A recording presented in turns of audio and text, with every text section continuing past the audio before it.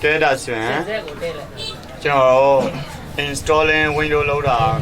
91% ရောက်သွားပြီပေါ့နော်91% ရောက်သွားပြီနောက်ထပ်92 93တခါတလေ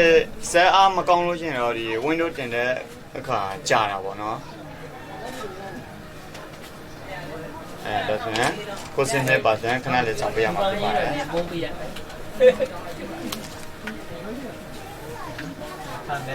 ကဲ100%ပြည့်သွားပါပြီ100%ပြည့်သွားတော့အစင်းရောင်လေးတွေသူအစင်းနဲ့သူဆင်း automatic သူလုပ်တော့မှာဖြစ်ပါတယ်ကျွန်တော်တို့အခုဆိုရင်အစင်းရောင်၄ဆင်းရောက်သွားပြီပေါ့နော်အစင်းရောင်အမှန်ရှင်းလေး5ဆင်းပြီးလို့ရှိရင်သူကဇက်ကို restart သူအလိုကြားတော့ပြီးတော့ကျွန်တော်တို့ window တက်လာမှာဖြစ်ပါတယ်ကဲဒါဆိုရင် restarting in 7 seconds ပေါ့နော်ကဲဒါဆိုရင် restart ကြတော့ပါပြီ restart ကြတော့ဒီလိုမျိုးပေါ်လာတယ်ပေါ့နော်ဒီလိုပေါ်လာတော့ကျွန်တော်တို့ကကဲဒါဆိုရင် also incredible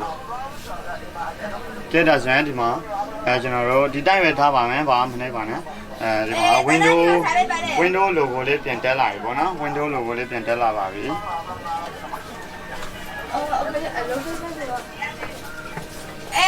window logo လေးပြန်တက်လာပါပြီကဲဒါဆိုရင်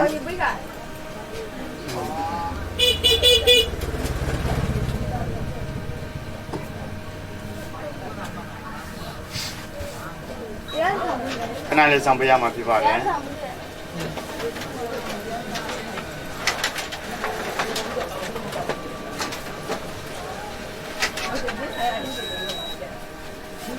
ကဲဒါဆိုရင်ဒီအဆင်းရောက်လာပြီဆိုရင်ခဏလေးဆောင်ပေးရပါဒီကတော့နောက်ပြန်လိုက်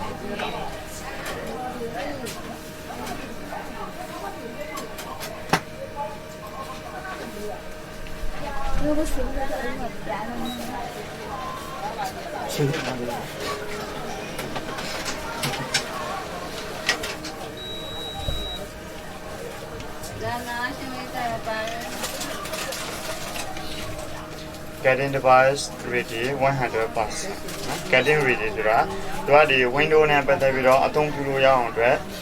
လုံးဝအဆင်တန်းဖြစ်အောင်အတွက်ပေါ့နော်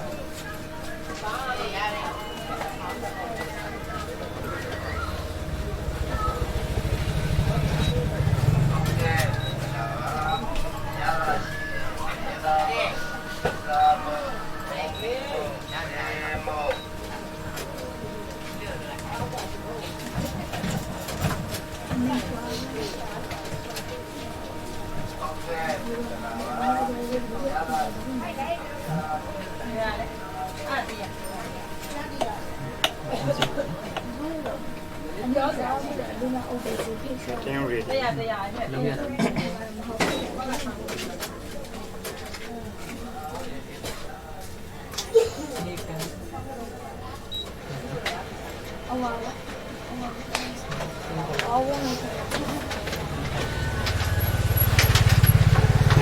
Sampai mà bị bỏ restart ပြန်လုပ်ပါတယ် restart ပြန်တက်လာပြီးရင်ကျွန်တော်တို့ window color လေးတွေရွေးပေးရမှာဖြစ်ပါတယ်ကိုမျက်လုံးနဲ့တင်တော်မယ် window color ပေါ့နော်ကိုသုံးမယ် window color ဘယ်လိုပုံစံမျိုးနော်နားလေးဆောင်ပေးရမှာဖြစ်ပါတယ်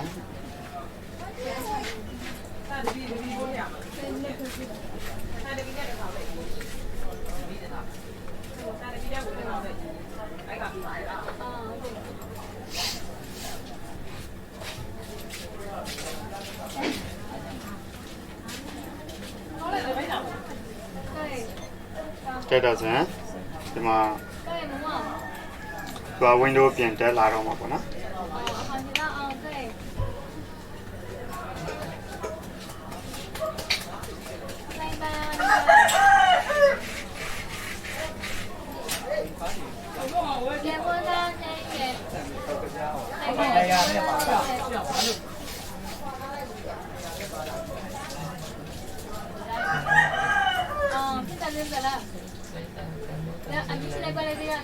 ခဏလေးဆောင်ပေးရမှာဖြစ်ပါတယ်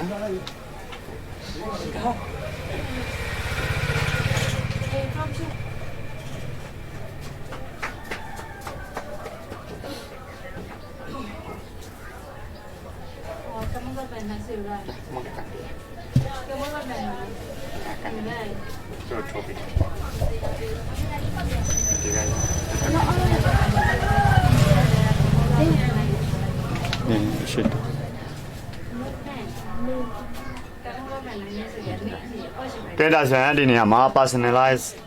personalize rồi cho pick a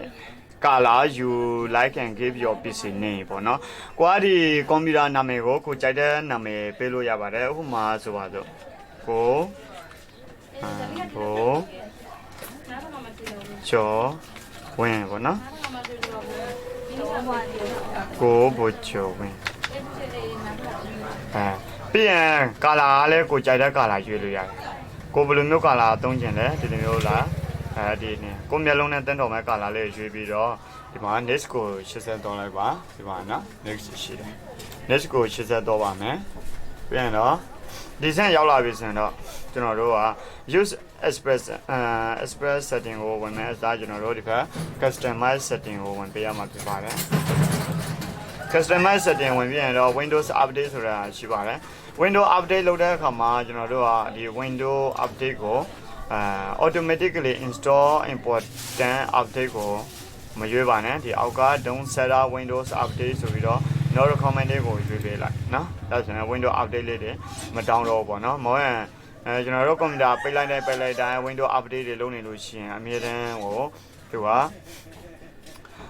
အမြဲတမ်းကိုသူကအကြာကြီးစောင့်ပေးရတာပေါ့နော်ဒါဆိုရင်နောက်ထပ်ဒီပေါ်မှာ automatically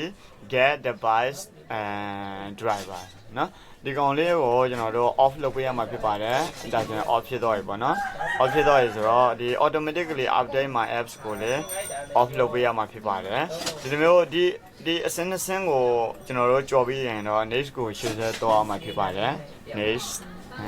ပြီးရင်ဒီနေရာတွေမှာကြတော့ use window area ဒီကောင်တွေကပြဿနာမရှိတော့ပါဘူး next ကိုပဲရှင်းဆက်တော့ပါမယ် next ဒီကောင်လေး next ကိုပဲရှင်းဆက်တော့ပါမယ်ကဲဒီနေရာမှာနာမည်တစ်ခုပေးပါမယ်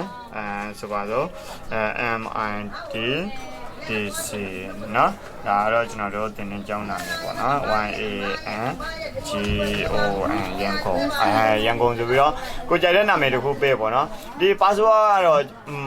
မကြိုက်ရင်လည်းမထင်းနဲ့ပေါ့နော်ကျွန်တော်ကတော့မကြိုက်ဘူးမထည့်ဘူးပေါ့နော် password မထားဘူးပေါ့နော်ဒါဆိုရင် finish ကိုယူတော့လိုက်ပါ finish ကိုနှိပ်လိုက်လို့ရှိရင်ဒီနေရာမှာ finalizing your settings ဒါဆိုရင်ဒီ window တင်တာပြီးတော့မှာပေါ့နော်ဒီကောင်ပြီးရင်တော့ကျွန်တော်တို့ window တင်တာပေးဆုံးတဲ့အဆင့်ရောက်ပါပြီခဏလေးစောင့်ပေးလိုက်ပေါ့နော်ဒီကောင်ပြီးရင်ဘာတွေပေါ်အောင်မလဲနော် finalizing လုပ်တယ်ဆိုတာကျွန်တော်တို့ဒီ window ကိုအဆုံးသတ်တဲ့ပုံစံမျိုးပေါ့နော်။ထားဆိုပြီးတော့နှုတ်ခမ်းဆက်သားပါတယ် window ကနေပြီနော်။ We are setting things up for you ကျွန်တော်တို့ကမန်အတွက် setting ရှင်းထားပေးပြီပေါ့နော်။ you can get new apps from the store မှာညာပေါ့။ဒါတော့ installing your apps ဆိုတာဒီကွန်ပျူတာမှာလိုအပ်တဲ့apps လေးတွေကို install လုပ်ရတယ်ပေါ့နော်အဲ့လိုမျိုးsoftware လေးတွေကို install လုပ်ရတယ်ဆိုတဲ့သဘောမျိုးပါခဏလေးစောင့်ပေးရမှာဖြစ်ပါတယ်ဒီနေရာမှာဒီမှာ color လေးတွေကာလာနဲ့ပြောင်းသွားပါပေါ့နော် let's start ဆိုတာစတင်တော့မှာပေါ့နော် window ကိုကျွန်တော်တို့စတင်ပြီးတော့သုံးပါပြီကဲဒါဆိုရင်အခု window 8.1 window 8.1 Windows 8.1 64 operating system ကိုinstall လုပ်တာပြီးတော့ပြီပေါ့နော် Windows install လုပ်တာပြီးတော့ရင်ကျန်တဲ့အဆင့်ကိုတော့နောက်ထပ်သင်ခန်းစာလေးအထက်မှာကျွန်တော်တဆင်းပြီးတော့တဆင်းသင်ခန်းစာလုပ်ပေးတော့မယ်နော်ဒါဆိုရင် Windows သင်ခန်းစာအခွဲဝေကျင်တဲ့သင်ခန်းချင်းတွေကလည်းနောက်ထပ်သင်ခန်းစာလေးတွေနဲ့အတူဒီ Windows တင်ပြီးရော software မောင်းတွေရောအကုန်လုံးပါလာမှာဖြစ်ပါတယ်။ဒါဆိုရင်ကျောင်းသားတွေအတွက်အဆင်ပြေလိမ့်မယ်လို့လည်းထင်ပါတယ်။အားလုံးပဲကျေးဇူးတင်ပါတယ်။